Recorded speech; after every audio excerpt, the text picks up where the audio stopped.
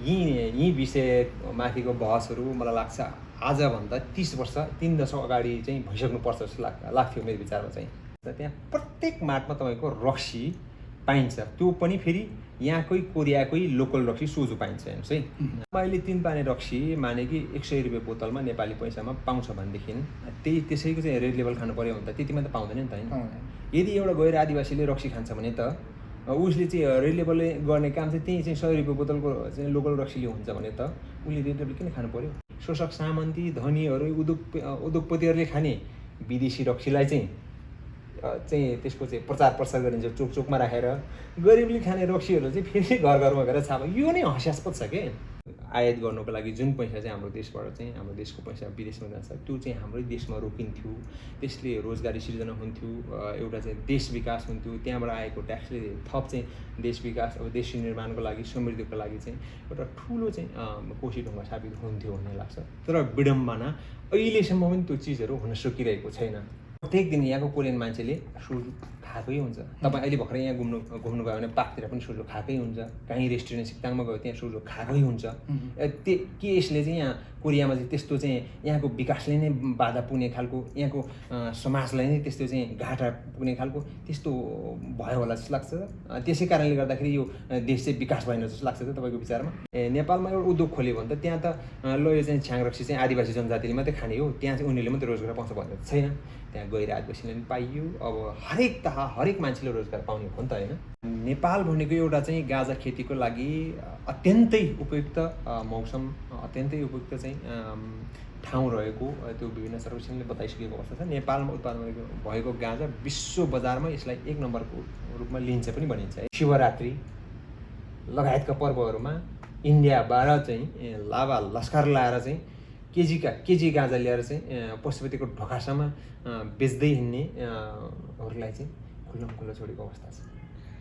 हास्यास्पद यहाँनिर छ कि अहिलेको नेतृत्वसँग जुन हामीले यही अघिल्लो 1 महिनादेखिकै गतिविधिलाई हेर्दाखेरि यो नेतृत्वले यस्तो कुराहरू पार लाउँछ जस्तो चाहिँ मलाई लाग्छ।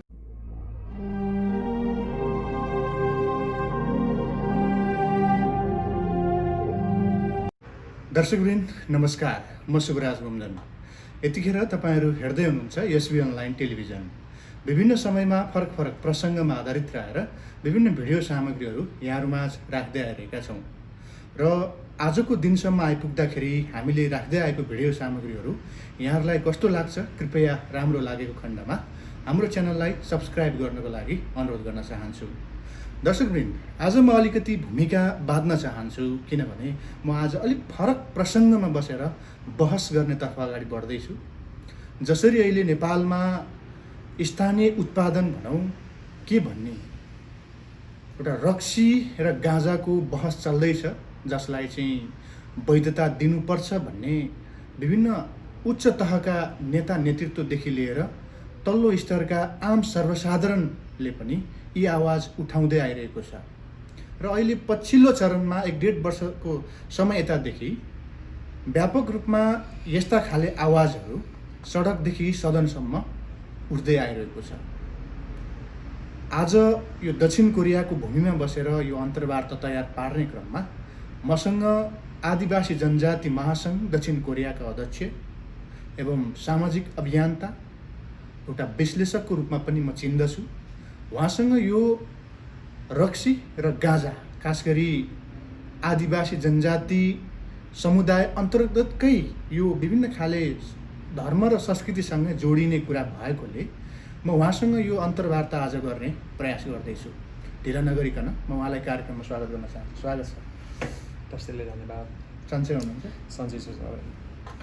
ठ्याक्क अब म तपाईँसँग मैले अलिकति भूमिका बाँधेँ हजुर होइन, यो विषयवस्तुसँग चाहिँ प्रत्यक्ष तपाईँ हामी अलिकति जोडिएका पनि छौँ। हजुर, हामी जन्मेपछि च्या म्या गर्न जानेदेखि नै हाम्रो मुखमा यो अलिकति भनौँ न हाम्रो सामाजिक हिसाबमा, सांस्कृतिक हिसाबमा र धार्मिक हिसाबमा पनि अलिकति चलन चल्तीमा रहेको यो मदिरा भनौँ या जे भनौँ, खैर केही छैन। आज यही विषयमा बहस गर्दैछु, तर राज्यले यही विषयलाई इलिगल अर्थात् गैर कानुनी रूपमा चाहिँ हेर्ने गर्छ। तपाईँ यो चिजहरू, यो मदिराजन्य चिज जो हाम्रै समुदायमा हाम्रै समाजमा उत्पादन हुन्छ, यो लिगलाइज हुनुपर्छ भन्ने पक्षमा हो या के छ तपाईँको विचार? धन्यवाद। तपाईँले आज अचानक मलाई यो इन्टरभ्यूको लागि जुन यो अल्कोहलसँग एउटा परम्परागत रक्सी अथवा एउटा चाहिँ मदिरा भनौँ, यसलाई चाहिँ अलिकति अहिले चर्चामा आइरहेको बेलामा केही कुरा राख्नुको लागि बोलाउनु भयो, त्यसको लागि सर्वप्रथम यहाँलाई धेरै धेरै धन्यवाद। अनि तपाईँको क्वेसनमा आउनु पर्दाखेरि मोटामोटी अहिलेको यो चर्चा र सबै चाहिँ मध्यनजर गर्दै हिजो सबै एउटा घटना परिघटनालाई हेर्दाखेरि यो आम जनताको रोजगारी, उद्यमशीलता र त्यहाँभित्रका हरेक पाटहरूलाई हेर्दाखेरि यसलाई एउटा सरकारले एउटा व्यवस्थित नीति बनाएर यसलाई चाहिँ वैधता दिनु चाहिँ सबैभन्दा अहिलेको लागि उपयुक्त होला जस्तो लाग्छ मेरो विचारमा।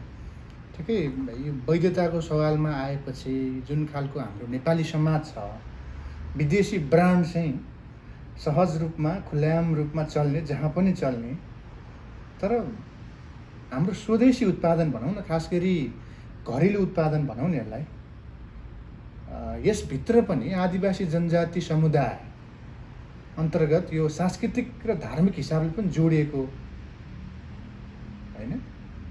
यसो रहँदा रहँदै पनि राज्यले चाहिँ किन यो चिजलाई वैधता दिन सकेन होला जस्तो लाग्छ तपाईँलाई? म अहिले ठ्याक्कै गाँजाको विषय पछि आउँछु होइन, तपाईँलाई अलिकति भनिहाल्छु।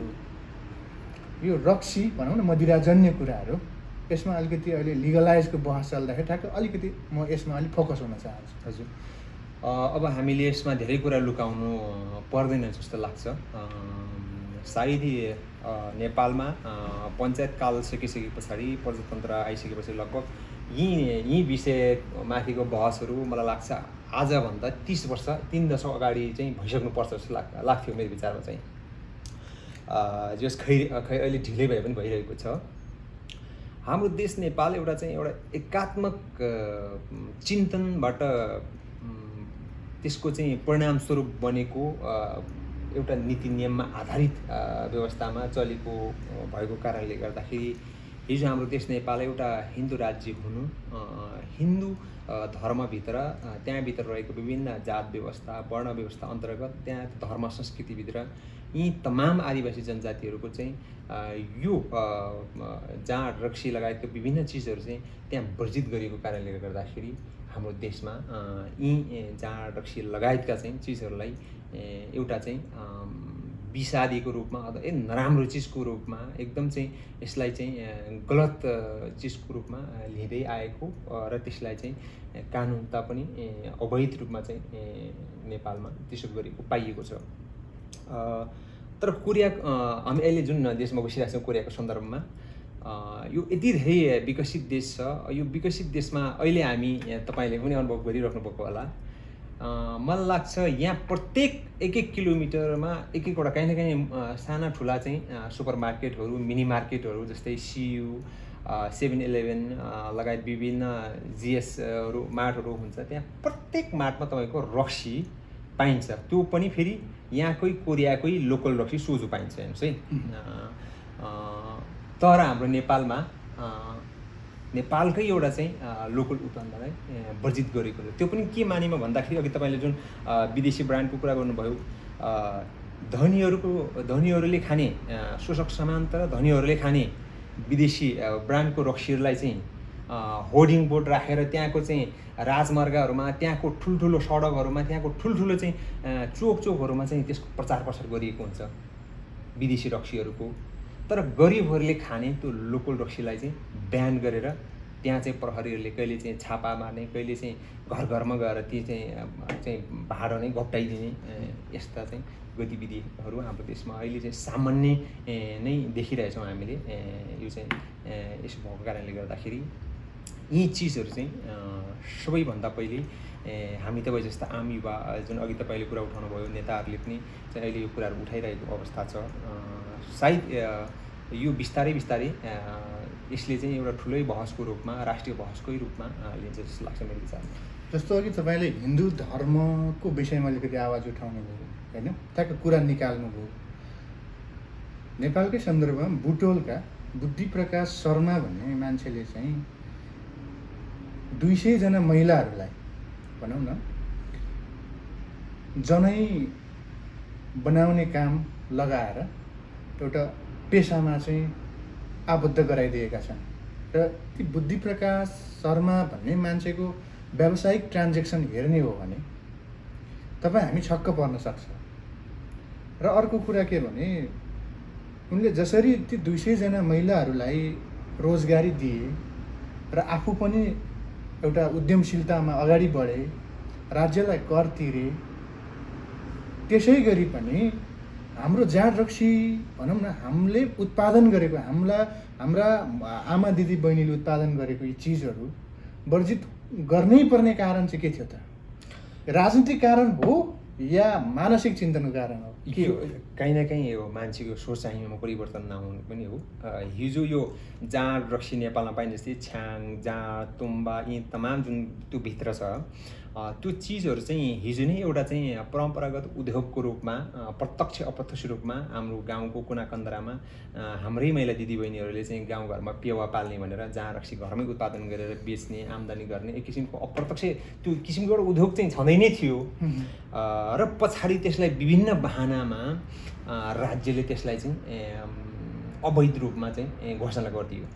किनभने हाम्रो देश त एउटा हिन्दू राज्य थियो पहिले त, त्यहाँ चाहिँ हिन्दू धर्ममा जाँड रक्सी खाने होइन त्यस्तो चाहिँ पाइँदैन, वर्जित छ। त्यसैले गर्दाखेरि यो जाँड रक्सी खाने मान्छेहरू चाहिँ दिमाग नभएको मान्छेहरू हुन्, यिनीहरू भनेको अशुद्ध हुन्। त्यो किसिमको चिन्तनले गर्दाखेरि पनि यसलाई चाहिँ कानुनी मान्यता दिनु हुँदैन भन्ने हिजोको जुन शासकहरूको जुन छ, अहिले त चाहिँ अवस्था चाहिँ परिवर्तन भइसकेको छ। अहिले चाहिँ आदिवासी भन्दा पनि गैर आदिवासीहरूले चाहिँ बढी चाहिँ रक्सी चाहिँ सेवन गर्ने चाहिँ हामीले पाइरहेका छौँ।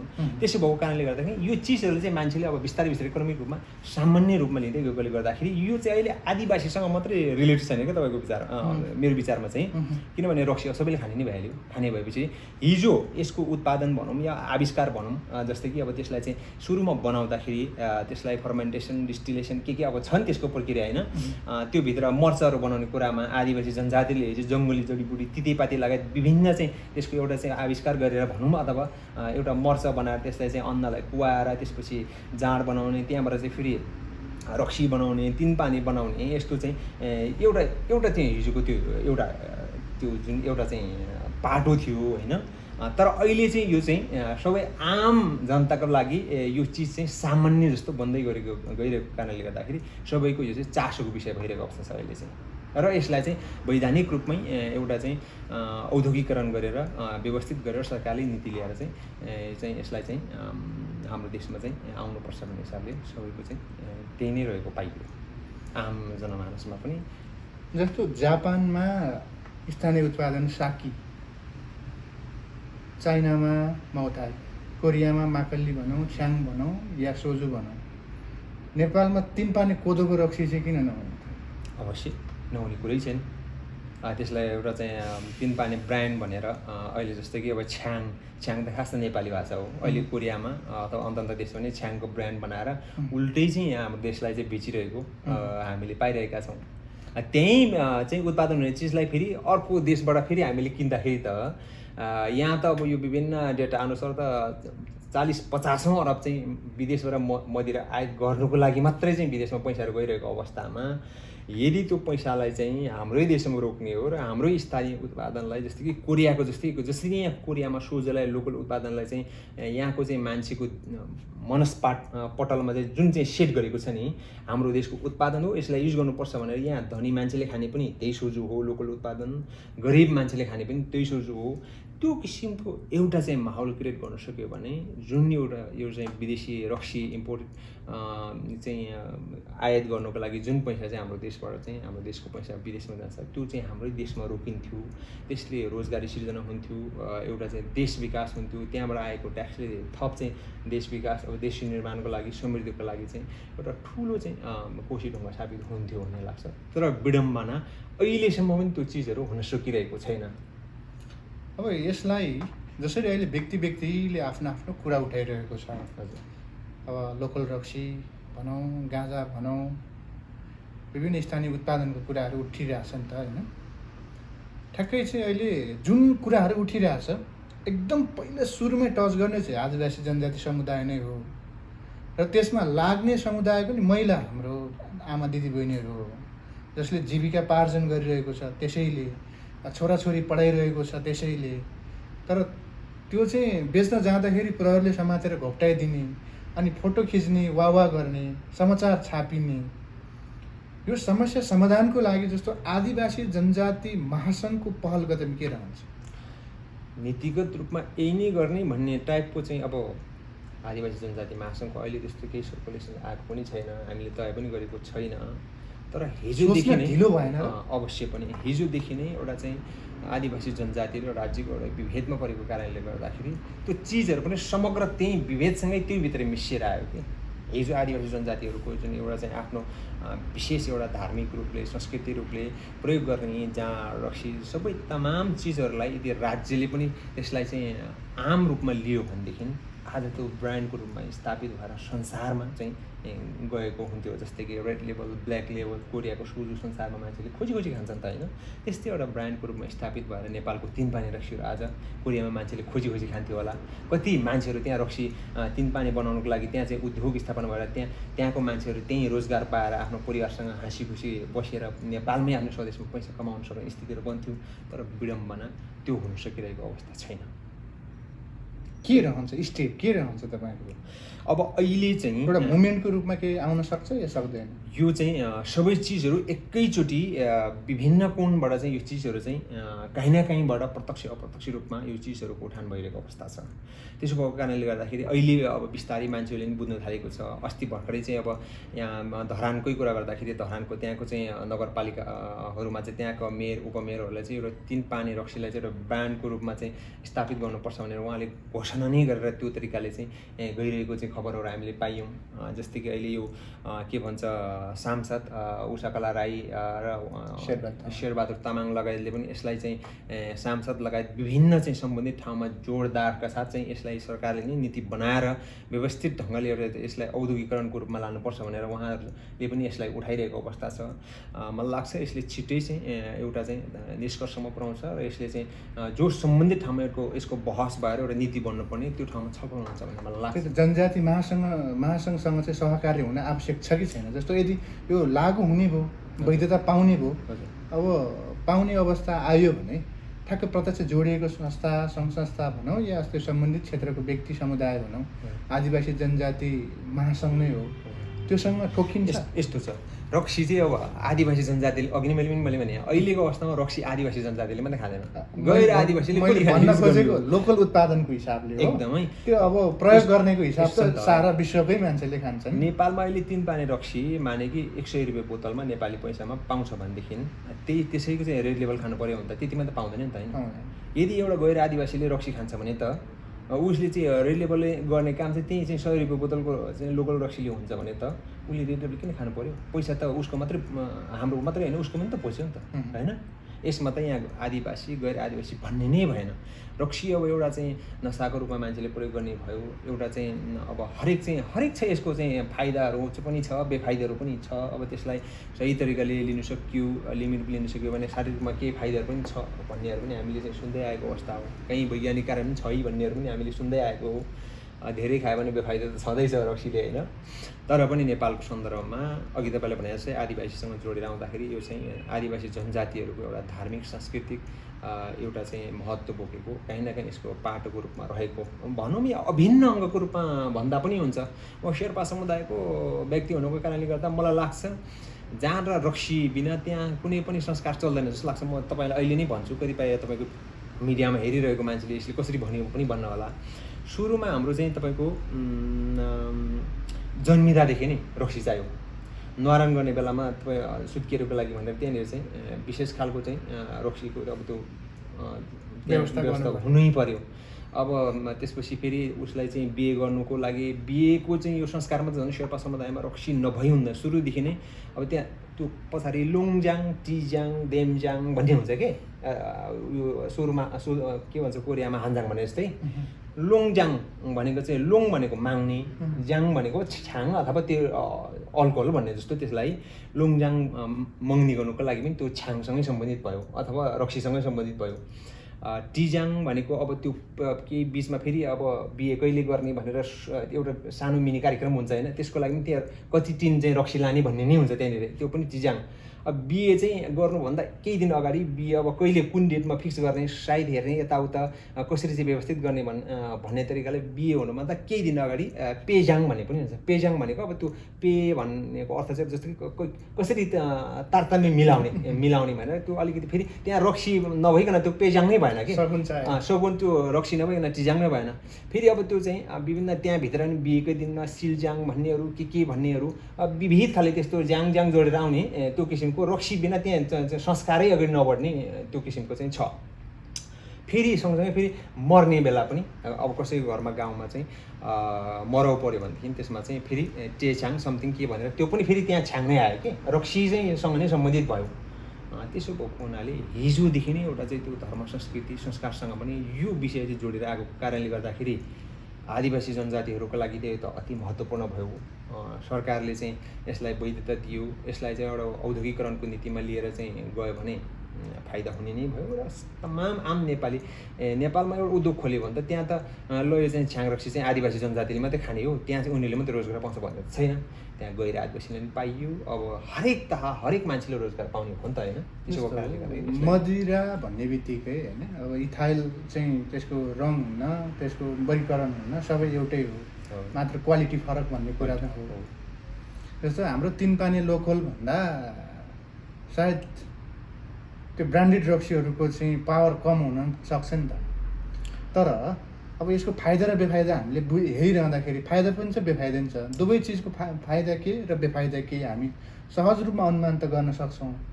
बेफाइदा त स्वास्थ्यकै हिसाबले बेफाइदा हो होइन, अलिक सामाजिक कलहहरू उत्पन्न गर्छ, सामाजिक रूपमा पनि अलिकति बेफाइदा छ।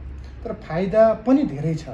ती फाइदाहरू चाहिँ के छन् तपाईँले ठ्याक्क सोझो हिसाबले बुझ्दाखेरि कि अब यो रक्सीको बारेमा फाइदा र बेफाइदातिर गयो भने फेरि अहिले यसले चाहिँ गलत अर्थ पनि लाग्न सक्छ होइन। व्यावहारिक रूपमा अहिले जस्तै कानुन सम्मत पास भयो भने त अब अर्थवृद्धि हुने भयो, रोजगारी सिर्जना हुने भयो, वैदेशिक रोजगारीमा जान चाहिँ बन्देज हुने भयो, कम हुने भयो, यो खालको फाइदाहरू नि त होला नि। के देख्नु अहिले कोरियाको यो अरू चाहिँ यो चाहिँ डाक्टरले भने जस्तो यो फाइदा छ यो बेफाइदा छ र कुनै चाहिँ विश्लेषकले भने जस्तो 1 2 3 गरेँ म अहिले त्यो चाहिँ भन्दिनँ। तर पनि यो व्यावहारिक उदाहरण के दिन चाहन्छु भने अहिले कोरियाको सन्दर्भमा सोजु भनौँ है, सोजु हामी तपाईँले पनि खाइरहेको विषय हो। सोजुलाई मान्छेको यहाँको स्वास्थ्यमा असर नपर्ने गरेर त्यसमा चाहिँ सीमित अल्कोहलको लेभल चाहिँ तय गरेर सोजुलाई चाहिँ यहाँ चाहिँ बजारमा बिक्री वितरण गरिन्छ हेर्नुहोस् है। अब अहिले प्रत्येक हप्ता अथवा प्रत्येक दिन यहाँको कोरियन मान्छेले सोजु खाएकै हुन्छ। तपाईँ अहिले भर्खरै यहाँ घुम्नु गयो भने पार्कतिर पनि सोजु खाएकै हुन्छ, कहीँ रेस्टुरेन्ट सिक्ताङमा गयो त्यहाँ सोजु खाएकै हुन्छ। के यसले चाहिँ यहाँ कोरियामा चाहिँ त्यस्तो चाहिँ यहाँको विकासले नै बाधा पुग्ने खालको, यहाँको समाजलाई नै त्यस्तो चाहिँ घाटा पुग्ने खालको त्यस्तो भयो होला जस्तो लाग्छ। त्यसै कारणले गर्दाखेरि यो देश चाहिँ विकास भएन जस्तो लाग्छ त तपाईँको विचारमा? व्यवहारिक कुरा यो चाहिँ यहाँ त रक्सी कोरियामा जति रक्सी त संसारमा मलाई लाग्छ अन्त ठाउँमा त कमै खपत हुन्छ होला। तर पनि यो देश अहिले संसारको करिब टप 5 भित्र चाहिँ एउटा अर्थतन्त्रमा चाहिँ पर्न जान्छ नि त होइन। विकासको हिसाबले अर्थतन्त्र यहाँको एक्सपोर्ट इम्पोर्ट हरेक क्षेत्रमा यो देश चाहिँ यो चाहिँ टपमा रहेको अवस्था छ। हाम्रो देशमा त खोइ त पुलिसले रक्सी पखाइ छ, गाउँमा गएर छापा हाने छ, कुटपिट गरे छ रक्सी पकाउने मान्छेलाई। खोइ त विकास हुँदैन त देश त। यही फेरि बिगार्ने चिजै यही हो भन्छ होइन। यसले चाहिँ समाजमा चाहिँ विकृति ल्यायो भन्छ, के अब घरेलु हिंसा भयो भन्छ। खोइ यो कोरियामा त त्यस्तो भयो जस्तो मलाई लाग्दैन। नत्र भने त त्यस्तो भएर यस्तो चाहिँ बिजोग भयो भने त यो कोरिया जस्तो देशमा, जापान जस्तो देशमा पनि यसलाई पूर्ण रूपमा चाहिँ वर्जित गर्नुपर्ने हाम्रो देशमा जस्तै होइन लोकल रक्सीहरूलाई। तर फेरि अर्को हास्यास्पद कुरा त के छ, अघि नै पनि मैले यो कुरा गरि नै हालेँ। धनीहरूले खाने, शोषक सामन्ती धनीहरू उद्योगपतिहरूले खाने विदेशी रक्सीलाई चाहिँ त्यसको चाहिँ प्रचार प्रसार गरिन्छ चोकमा राखेर। गरिबले खाने रक्सीहरू चाहिँ फेरि घरमा गएर छाप, यो नै हास्यास्पद छ के।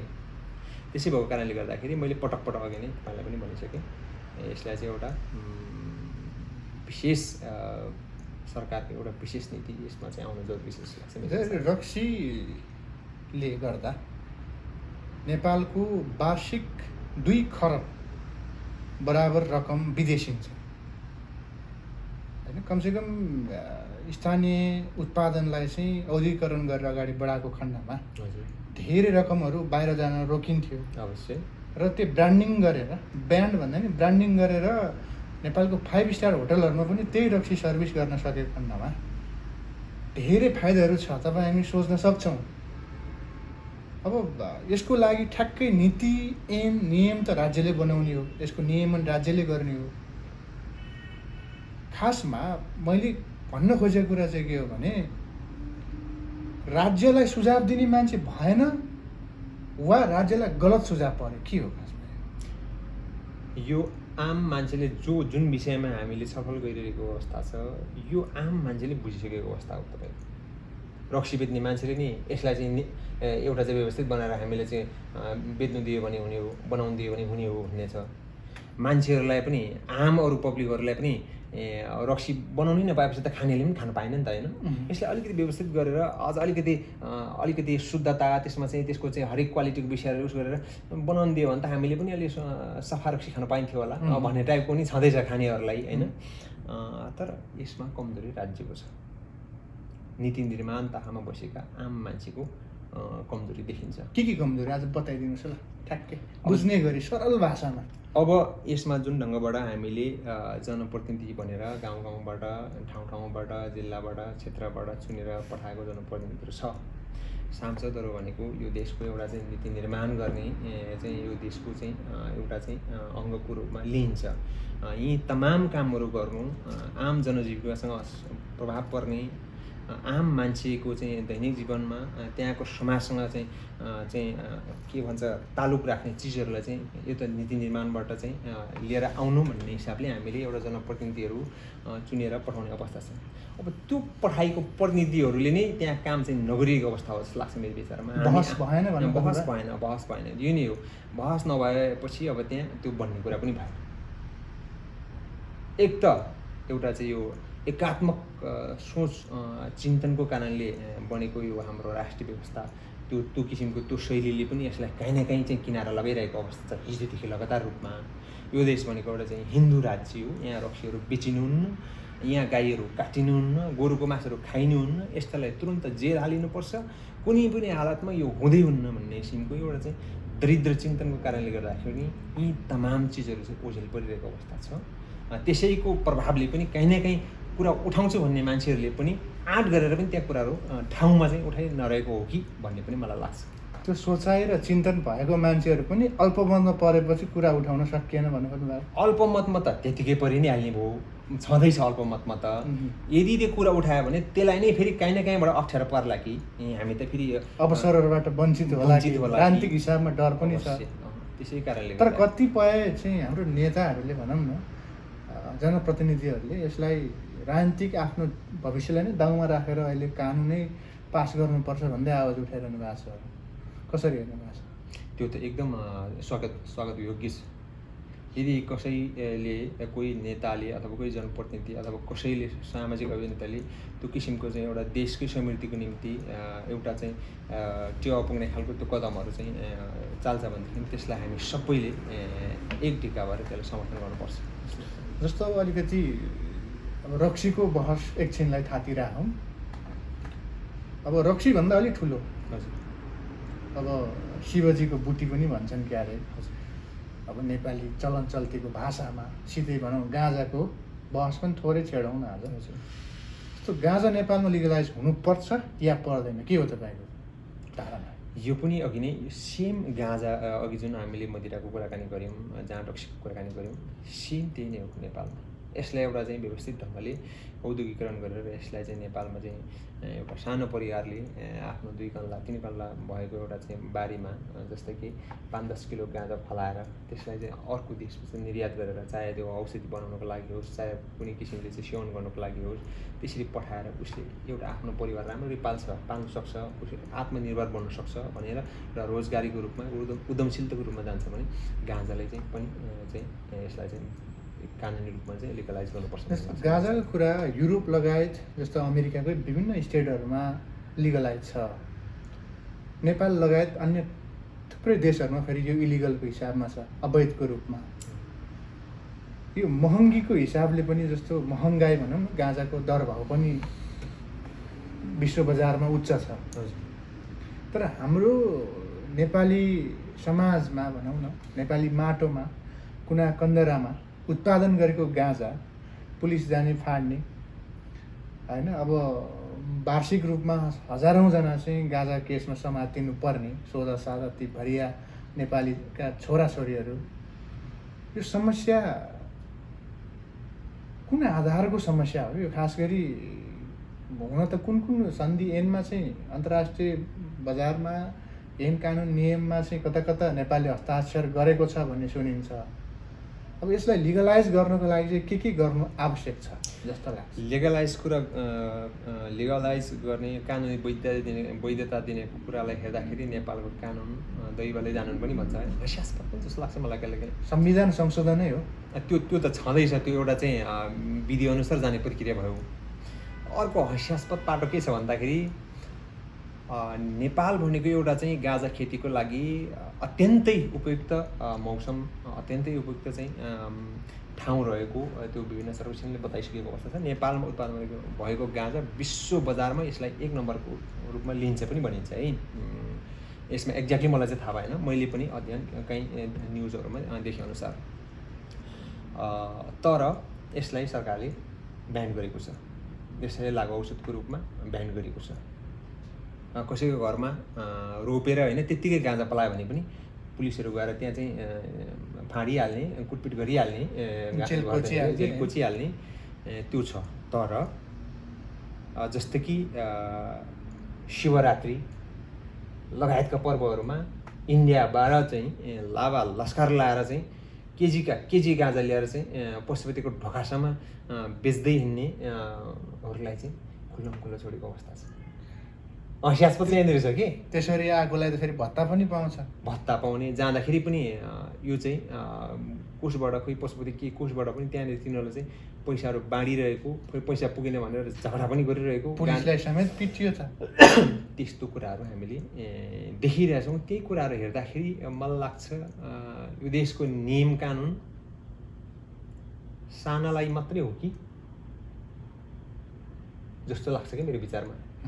ठुलालाई चैन सानालाई ऐन भने जस्तो पहुँचवालाहरूलाई चाहिँ सबै कुरा गर्नु पाउने, पहुँच नभएकोहरूलाई चाहिँ गाउँका गरिब झुपडीको आँगनमा 1 बोट गाँजा उम्रियो भने पुलिसले गएर लछार पछार पारेर जेलमा कोचेर चाहिँ वर्षौँ जेल जीवन बिताउनु पर्ने।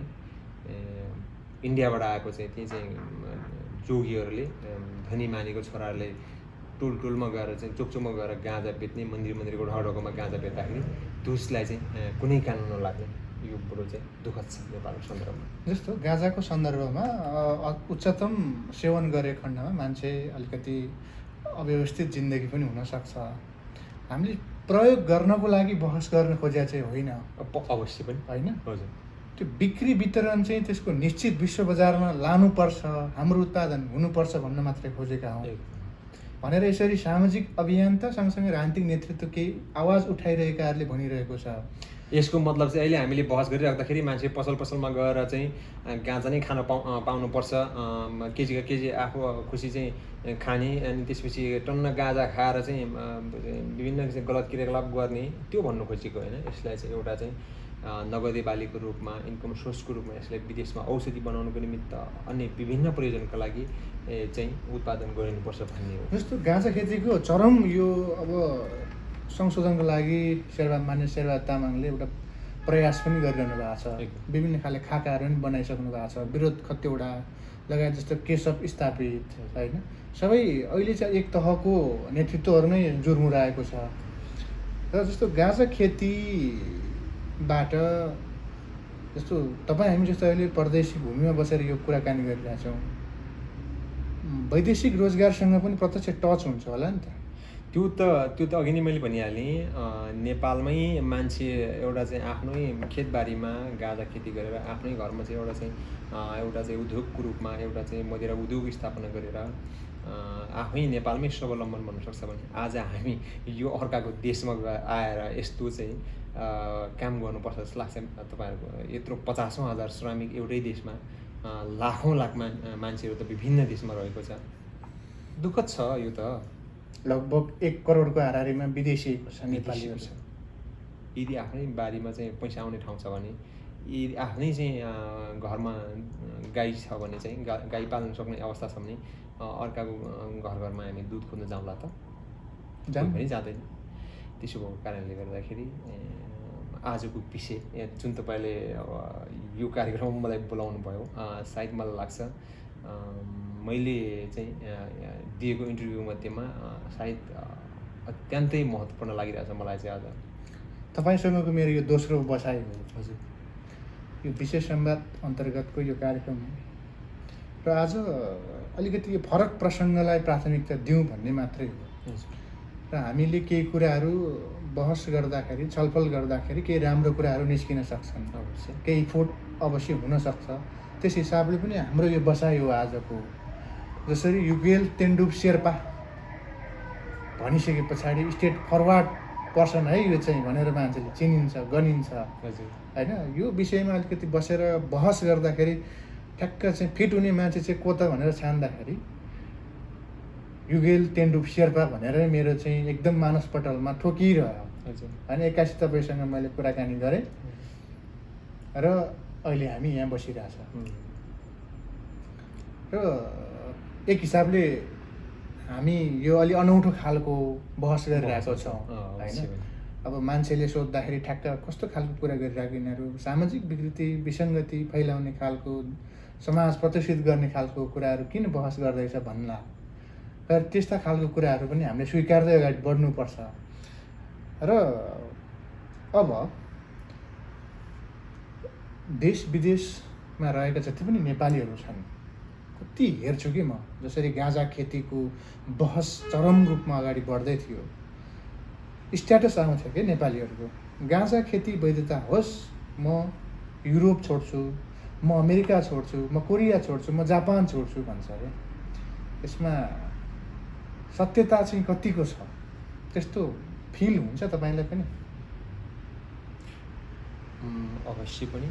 अघि नै पनि मैले भने आफ्नै देशमा केही गर्नु सकिन्छ, आफ्नै खेतबारीमा त्यस्तो चाहिँ एउटा चाहिँ आम्दानी आउँछ भनेदेखि हामी विदेशमा बस्ने कुरै पनि आउँदैन। त्यसले एउटा व्यक्तिगत रूपमा एउटा परिवारको लागि मात्रै नभएर, एउटा गाउँको लागि मात्रै नभएर, सिङ्गो समाज, सिङ्गो देशको लागि फाइदा पुग्ने विषय हुन्थ्यो त। यदि सरकारले, यदि नेपालको चाहिँ उच्च तहमा रहेका, नीति निर्माण तहमा रहेका व्यक्तिहरूले त्यसरी सोचे भने त यो समग्र देशको समृद्धिसँग जोडेर आउने विषयहरू हो नि त्यो त। आम मान्छेले यसरी बुझ्नुपर्छ र अहिले बुझ्ने क्रममा पनि रहेको जस्तो चाहिँ लाग्छ।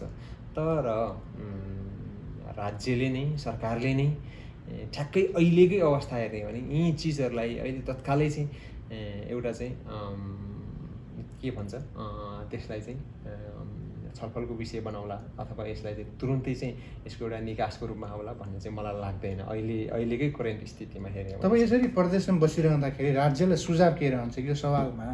यस्तो परदेशीका म्याक्सिमम अधिकतम युवा वर्गको चाहिँ स्वदेश फर्किने चाहना हुन्छ क्या। तपाईँ हामी यसरी विदेशको भूमिमा बसेर दुःख गर्नुको साटो आफ्नै भूमिमा केही गरौँ न भन्ने सोच सबैको हुन्छ। यस हिसाबले पनि तपाईँ एउटा अनुभवको हिसाबले पनि सरकारलाई सुझाव के रहन्छ तपाईँको? ठ्याक्कै अहिलेको सरकारको नेतृत्वलाई त हामीले अब सुझाव दिइरहनुपर्छ जस्तो लाग्दैन मलाई मेरो विचारमा। किन? धेरै नेपाली त्यति आशावादी पनि छ जस्तो लाग्दैन अहिलेकै नेतृत्वसँग त। यो राजनीति भनेको एउटा समाज रूपान्तरणको लागि, समाज परिवर्तनको लागि, समृद्धिको लागि गरिनुपर्ने जुन एउटा राजनीति हो, यसलाई एउटा पेसाको रूपमा अहिलेको उच्च नेताहरूले नै एउटा पदको रूपमा, पेसाको रूपमा चाहिँ राजनीतिले लिइसके पछाडि भनेपछि तपाईँको विश्वास छैन नेताहरूप्रति? यसमा चाहिँ यसै भन्नु सकिएन। हामीले सुझाव दिने कुराहरू आफ्नो ठाउँमा त छ होइन। तपाईँ स्टेट फरवार्ड यसै कारणले बन्नुभयो? अब यसलाई जसरी लिँदा पनि हुन्छ, तर अहिलेको नेतृत्वसँग जुन हामीले यही अघिल्लो 1 महिनादेखिकै गतिविधिलाई हेर्दाखेरि यो नेतृत्वले यस्तो कुराहरू पार लाउँछ जस्तो चाहिँ मलाई लाग्दैन। र त्यस पछाडिका, त्यसका छायामा रहेका र त्यसका मतलब आसपासमा रहेका मान्छेहरूले पनि तिनैको सिको गर्ने भएकोले गर्दाखेरि अहिलेको एउटा यो झुन्ड छ, मुठ्ठीभरको एउटा झुन्ड छ।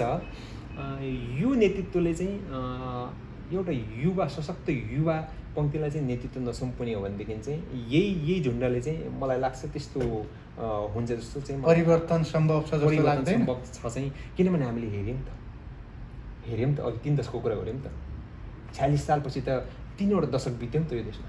सबै यी अनुहारहरू नै हुन्, यिनै मान्छे घुमिफिरिरहेछन्। उसो भए विकल्प नियम बनिरहेकै छ। विकल्प के त उसो? अब त्यही त मैले भने नि, आम युवा वर्ग एक भएर यो एउटा राजनीतिलाई जुन पेसाको रूपमा नभइकन एउटा समाज रूपान्तरणको लागि युवा वर्ग नेतृत्वमा आउनुपर्ने जरुरी देखिन्छ। जस्तै कि आज युरोपको विभिन्न देशहरूमा हामीभन्दा कम एजका मान्छेहरू, 25, 26, 27 वर्षका मान्छेहरू, 30 वर्षका मान्छेहरू देश चाहिँ हाँकेर बसिरहेको छ एक्जिक्युटिभ पावरमा। हाम्रो देशमा त तपाईँको एउटा एक्जिक्युटिभ पावरमा पुग्नुको लागि त 70 वर्ष त गर्नै पर्ने रहेछ। त्यही मान्छे फेरि 4चोटि 5चोटि त्यही मान्छे चाहिँ भइराख्नु पर्ने, घुमिफिरि त्यही मान्छे भइराख्नु पर्ने। नेतृत्व हस्तान्तरण भएन।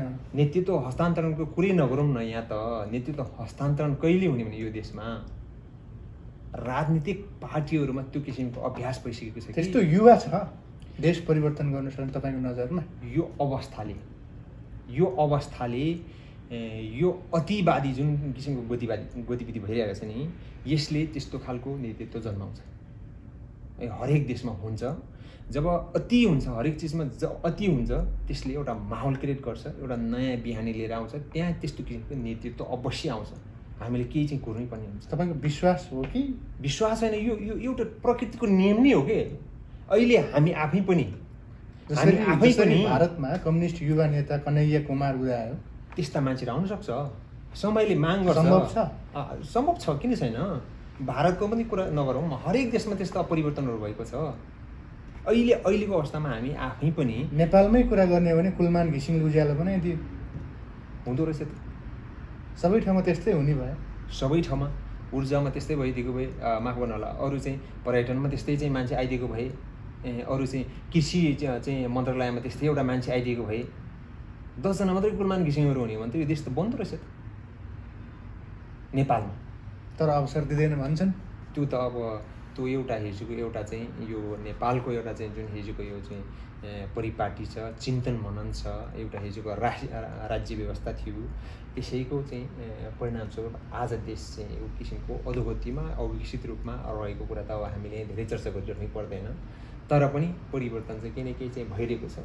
अझै जो हुनुपर्ने हो त्यो भइरहेको चाहिँ छैन।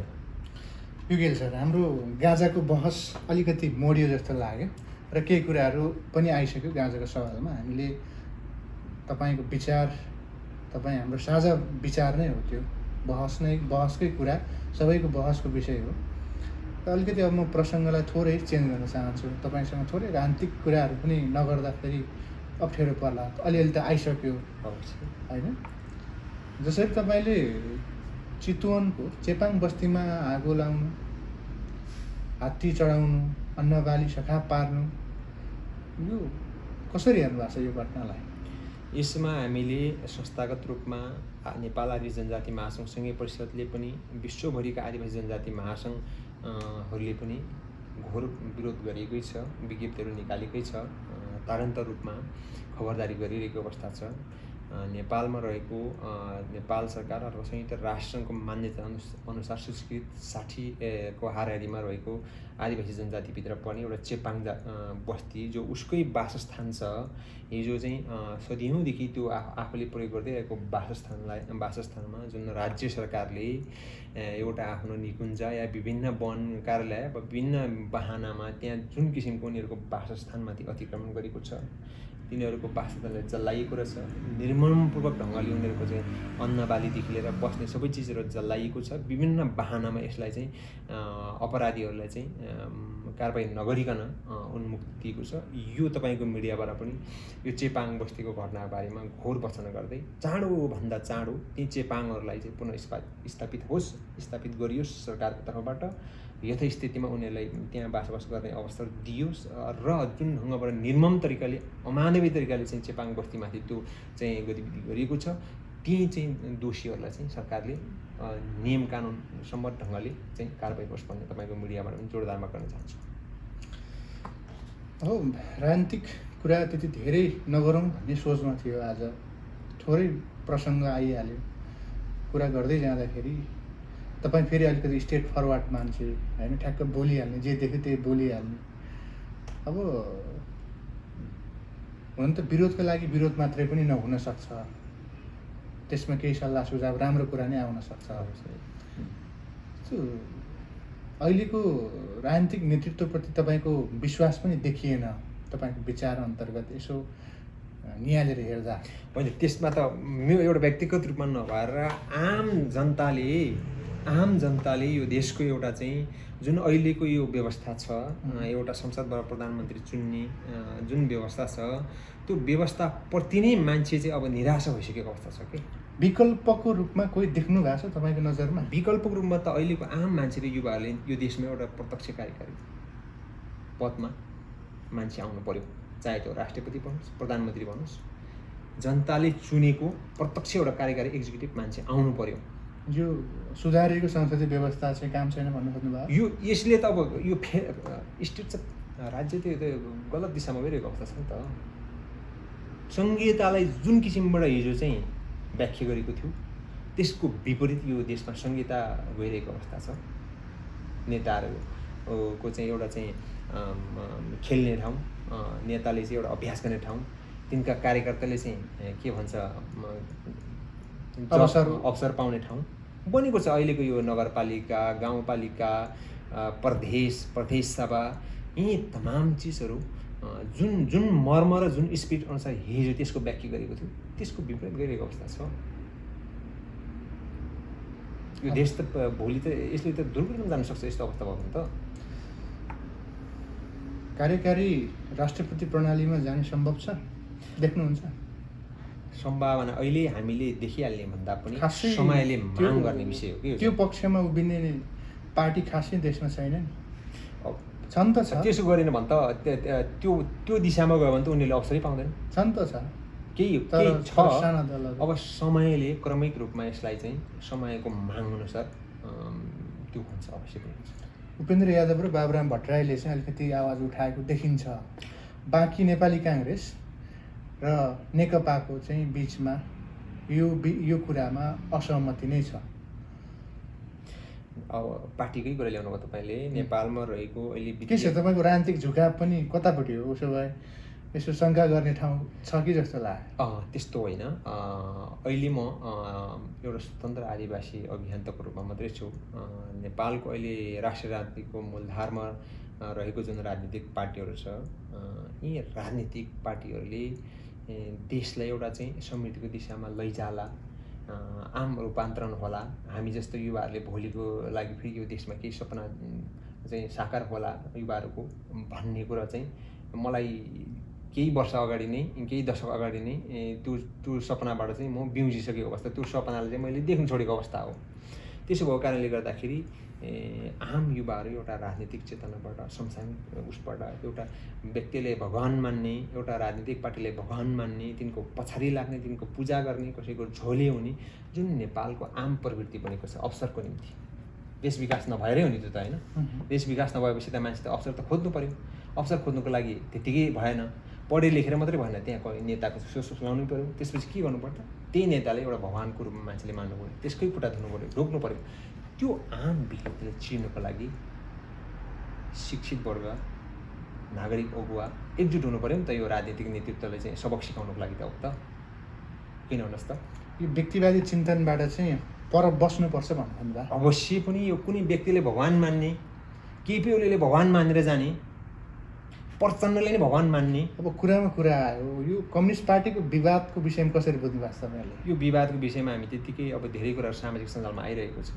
यो कम्युनिस्ट पार्टीको विवादको बारेमा हामी धेरै कुरा बहसै नगरौँ। यो एउटा अघि नै मैले भने हो, समाज रूपान्तरणको लागि लडेको लडाइँ नै होइन। यो खालि एउटा केवल पदको लागि, एउटा अवसरको लागि मात्रै पेसागत यो राजनीति हो जस्तो लाग्छ मेरो विचारमा।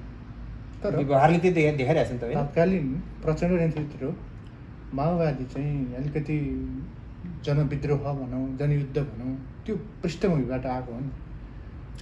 पृष्ठभूमि सम्भव छैन प्रचण्डबाट एउटा गाडीलाई तपाईँले एउटा जीवलाई ड्राइभ गरेर उताबाट लिएर त आउनुभयो, बिचमा एउटा चाहिँ चिउलो बाटो छ, खोल्सा छ, अनि जीवलाई त्यो खोल्सालाई पार गरेर पारी पुऱ्याउनु पर्छ कि त्यही बिचको त्यो हिलोमा च्यापच्याप पारेर त्यहीँ अब गाडी फसाएर त्यहीँ बिचमा राखिदिने खोल्सामा? तपाईँको विचारमा के लाग्छ? यदि ऊ चाहिँ सही मान्छे हो भने त, सही ड्राइभर हो भने त उता पारीबाट लिएर आएको त त्यो जम्मै चाहिँ हिलो तरेर खोल्सा तरेर पारी पुऱ्याउनु पऱ्यो नि त गाडी। फेलर भन्न खोज्नु भयो। अभियसली परिवर्तन प्रचण्डको पालामा केही आएकै हो, प्रचण्डले गर्नु खोजेकै हो। अब विभिन्न शक्ति केन्द्र भनौँ, विभिन्न अब चाहिँ विभिन्न तत्त्वहरूले उहाँलाई रोक्नुभयो होला, अथवा उहाँको चाहिँ एउटा चिन्तन परिवर्तन भयो होला, चिन्तन मनन गर्ने शैली, उहाँको चाहिँ विचारहरू पर्टिनु होला आफ्नो ठाउँमा छ। तर पनि उहाँको सन्दर्भमा कुरा गर्नु, उहाँ एउटा ड्राइभरको रूपमा आउनुभयो, देशलाई चाहिँ एउटा विद्रोहको नेतृत्व गर्नुभयो। त्यहाँ आदिवासी जनजाति भूमि, त्यहाँ सबै वर्ग तह तब्काका मान्छेले आफ्नो एउटा मुक्तिको निम्ति आफ्नो बलिदानी दिए मान्छेहरूले। तर उहाँले ड्राइभ गर्दै ल्याएको एउटा त्यो जुन नेतृत्व छ, त्यो चाहिँ बिचमै आएर एउटा चाहिँ हिलोमा चाहिँ फसियो कि तपाईँको, फसिरहेको अवस्था छ, पार गर्नु सक्नु भएन उहाँले। सम्भव देख्नुहुन्न त? अब त फेरि अब यो सबै चिजलाई नेतृत्व हस्तान्तरण लगायतका विषयहरू उठिरहेको, पार्टीभित्रै एउटै पदको कुराहरू चाहिँ ठिकै छ। जस्तो नेकपा भित्रै दोस्रो तहको नेताहरू नेतृत्वमा आउनु पर्यो भने को चाहिँ त्यति योगदान पुर्याएको पनि र राजनीतिक हाइट पनि मिलेको जस्तो लाग्छ क्या तपाईँलाई? अहिले त मलाई त्यस्तो कोही पनि लाग्दैन, अहिले त नेतृत्व स्वीकार नै हुँदैन क्या। अहिले सक्षम मान्छे भन्ने नै छैन क्या तपाईँको। सामाजिक रूपान्तरणको लागि त्यस्तो मान्छेहरू भोलि युगले जन्माउला, परिस्थितिले जन्माउला। यहाँ मान्छेहरू सब अवसरको लागि मात्रै रहेछ। इभन मैले नेपाल आदि जनजाति महासङ्घको महाधिवेशन हुँदैछ अब सङ्घीय परिषद नेपालको, त्यहाँ पनि अभ्यास के भइरहेछ भन्दा एउटा राजनीतिक पार्टीको छायामा एउटा राजनीतिक पार्टीले भगवान मान्ने मान्छे, त्यहाँ 5औं 6औं दर्जाको नेताहरू चाहिँ कार्यकर्ताहरूले चाहिँ त्यहाँ चाहिँ आदिवासी जनजाति महासङ्घको नेतृत्वमा लिएर चाहिँ जबरजस्ती राख्ने, भागबण्ड गर्ने, यो पार्टी भन्ने यो भनेर। नेपालको हरेक सामाजिक सङ्घ संस्था, जातीय सङ्घ संस्था भनौँ, हरेक सङ्घ संस्थामा राजनीतिक प्रभाव हुन्छ, त्यो भइरहेछ।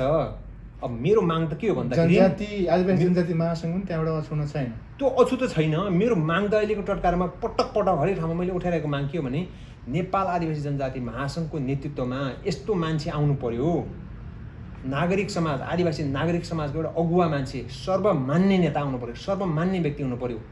आदिवासी जनजाति मुक्तिको विषयमा स्वतन्त्र ढङ्गमा स्टेट फरवर्ड भएर लाग्ने, आफ्नो कुरा राख्ने, कसैको चाहिँ प्रभावमा नपरिकन सिङ्गो आदिवासी समुदायको मुक्तिको निमित्त, उनीहरूको हकको निमित्त, उनीहरूको जागरणको निमित्त लड्ने एउटा सशक्त मान्छे आउनु पर्यो। यहाँ कोही पार्टीबाट आएर त्यसलाई चाहिँ आदिवासी जनजाति महासङ्घले एउटा चाहिँ प्रयोग गर्ने, एउटा खुड्किलोको रूपमा, चाहे त्यो सङ्घीय समाजवादी होस्, चाहे त्यो काङ्ग्रेस एमाले नेकपा जेसुकै भए पनि आदिवासी जनजाति महासङ्घमा आउने, नेतृत्व गर्ने, त्यहाँ केही पद ग्रहण गर्ने, अनि चाहिँ म यस्तो फल्ना हुँ भनेर भोलि चाहिँ फेरि त्यहाँ एउटा चाहिँ त्यही फेरि त्यो कुहिएको संसदीय व्यवस्थामा गएर त्यही छिर्नको लागि गर्ने भने त्यस्तो मान्छे अमान्य हुन्छ हाम्रो लागि। हुन त म एकजनाको कुरा त्यहाँ सुनाइ होला नहोला आफ्नो ठाउँमा छ, मेरो माग चाहिँ त्यो हो, स्वतन्त्र मान्छे आउनु पर्यो। यहाँ कुनै पार्टीको चाहिँ सम्भव छ, सबै पार्टीको सिफारिसमा आउने हो होइन, हामीले कुरा उठाइरहेका छौँ।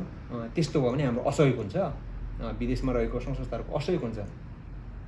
तर विदेशमा रहनेहरू पनि त पार्टीको भातृ सङ्गठनमा आबद्ध भएकै हुन्छ, त्यसमा हामीले तारन्तर कुरा उठाइरहेका छौँ। साथीहरू चाहिँ अब कहीँ न कहीँबाट त्यो जोडिने भएकोले गर्दाखेरि मेरो अनुरोध चाहिँ के हो भन्दाखेरि आदिवासी जनजाति महासङ्घको नेतृत्वमा आउँदा त्यहाँको कुनै पनि पदभार ग्रहण गर्दाखेरि कुनै राजनीतिक पार्टीको झोले भएर कसैलाई भगवान मान्ने, कुनै व्यक्तिलाई व्यक्तिवादी हुने, यदि त्यस्तो मान्छे छ भने त्यस्ता चाहिँ एउटा यो सामाजिक संस्था, एउटा मुक्तिको लागि लडाइने त्यस्तो चाहिँ कुनैको प्रभाव पर्ने व्यक्तिहरू चाहिँ यो संस्थामा नयाँ हुन्छ। मैले पटक भन्दै आएको छु।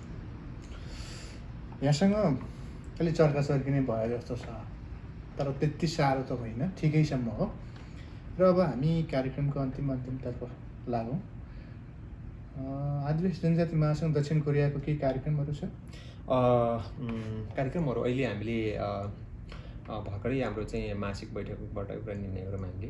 यो पटक चाहिँ अब कोरोनाको कारणले गर्दाखेरि यो पटक हामीले यहाँ कोरियामा विभिन्न कार्यक्रमहरूको सिड्युलहरू चाहिँ राखेको थियौँ। कोरोनाभन्दा अगाडि वार्षिक एउटा सिड्युल निकालेको थियो। त्यसमा चाहिँ अब यहाँ विभिन्न चाहिँ फिल्म, आदिवासी फिल्म फेस्टिभलहरूदेखि लिएर विभिन्न चाहिँ कार्यक्रमहरू 1 बाई 1 त्यस्तो थियो, तर कोरोनाको प्रभावले गर्दाखेरि त्यो चाहिँ सबै चाहिँ बिथुलिएको छ। त्यही पनि हामीले यसपटक चाहिँ अब यो अगस्ट 9 तारिकको दिन चाहिँ हाम्रो क्षेत्रीय कमिटी बुसान शाखाले विश्व आदिवासी दिवस मनाउँदैछ बुसानमा। हामी त्यहाँ सबैजना सहभागी हुन्छौँ र त्यसपछि त्यसको अर्को हप्ता 16 तारिकको दिन चाहिँ हामीले यहीँ दुङदिमुनमा दर्शन बस्तीको हलमा 3वटा कार्यक्रम चाहिँ एकैचोटि गर्न गइरहेका छौँ। विश्व आदिवासी दिवस पनि मनाउने, संस्थाको चाहिँ वार्षिक साधारण सभा पनि गर्ने र हामीले विगतदेखि भन्दै आएको र हाम्रो चाहिँ एउटा एजेन्डा पनि थियो, एउटा चाहिँ आदिवासी उत्थान कोष निर्माण गर्ने। 1 करोड, न्यूनतम 1 करोड हुन्छ होला, त्योभन्दा बढी पनि हुनसक्छ। त्यतिको चाहिँ एउटा आदिवासी उत्थान कोष निर्माण गरेर एउटा सोसियल रूपमा 1 करोड ओन 1 करोड ओनको न्यूनतम 1 करोड ओनको एउटा चाहिँ आदिवासी उत्थान कोष निर्माण गर्ने कार्यक्रम पनि कार्यान्वयन गर्ने। त्यो दिन चाहिँ घोषणा कार्यान्वयन जे भने पनि त्यो पनि संयुक्त रह्यो। 3वटा कार्यक्रम चाहिँ यही अगस्टको 26 तारिकको दिन तय भएको छ। विगतमा जस्तो त्यस्तो सांस्कृतिक कार्यक्रममा भव्य चाहिँ उपस्थिति यसपटक हुँदैन, किनभने हामीले अब यो कोरोनालाई पनि मध्यनजर गर्नुपर्ने हुन्छ। संस्थाको प्रतिनिधिहरू को उपस्थितिमा यसपटक चाहिँ कार्यक्रम गर्दैछौँ हामीले। हुन्छ, हस्, यहाँसँग समसामयिक विषयवस्तुमा आज फेरि एकपटक यो अलिकति फरक विषयवस्तुमा बसेर छलफल गर्ने अवसर पाइयो र अनि समसामयिक राजनीतिक विषयवस्तुमा पनि थोरै ठोकियो र तपाईँसँग यसो बहस गर्दाखेरि अलिकति आनन्द महसुस पनि हुन्छ र निमन्त्रणालाई स्वीकारेर आइदिनु भयो, त्यसको लागि धेरै धेरै धन्यवाद। र अब हामी कार्यक्रमबाट बिदा हुन्छौँ र बिदा हुनुभन्दा अगाडि दर्शकवृन्द, हामीले आज अलिकति फरक विषयवस्तुमा बहस गर्ने कोसिस गरेका छौँ। कस्तो लाग्छ यहाँहरूलाई भिडियो हेरिसके पछाडि प्रतिक्रिया जनाइदिनको लागि अनुरोध गर्न चाहन्छु। आदिवासी जनजाति महासङ्घ दक्षिण कोरियाको अध्यक्ष युगेल तेन्डुप शेर्पासँग गरिएको यो बहस हामी एकदमै महत्त्वपूर्णका साथ यहाँहरूमाझ राख्ने कोसिस गरेका छौँ। यहाँहरूको प्रतिक्रिया हामीलाई स्वीकार्य छ। पक्कै पनि देशमा अहिले जल्दो बल्दो विषयवस्तुको रूपमा उठ्दै गरेको र नितान्त आवश्यकताको हिसाबले पनि एक खालको परिष्कृत गर्दै लैजानुपर्ने विषयवस्तुहरू उठिएको कारणले गर्दाखेरि यो विषयवस्तुलाई पनि हामीले समेट्ने कोसिस गरेका छौँ र आजको यो बसाइबाट हामी दुवैजना बिदा हुन चाहन्छौँ। हस्त, धन्यवाद, नमस्कार।